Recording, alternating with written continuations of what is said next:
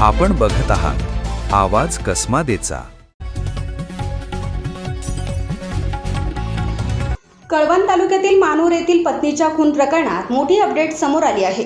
पत्नीचा खून केल्यानंतर फरार झालेला संशयित पती विलास गायकवाड याला कळवण पोलिसांनी अवघ्या काही तासात ताब्यात घेतले आहे।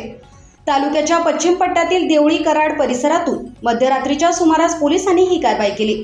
कळवण शहराजवळील मानूर येथे कौटुंबिक वादातून पत्नीचा खून झाल्याची धक्कादायक घटना घडली। घटनेनंतर संशयित पती विलास गायकवाड हा फरार झाला होता। घटनेची माहिती मिळताच कळवण पोलिसांनी घटनास्थळी धाव घेत पंचनामा केला आणि संबंधित कलमानुसार गुन्हा दाखल करून संशयिताचा शोध सुरू केला। संशयिताबाबत सुरुवातीला ठोस धागेदोरे उपलब्ध नसतानाही पोलिसांनी तपासाची चक्रे वेगाने फिरवली। बुद्धी कौशल्यासह तांत्रिक तपासाच्या आधारे पोलिसांनी संशयिताचा माग काढला। तपासादरम्यान मिळालेल्या माहितीच्या आधारे तालुक्याच्या पश्चिम पट्ट्यातील देवळी कराड परिसरात शोध मोहीम राबवण्यात आली।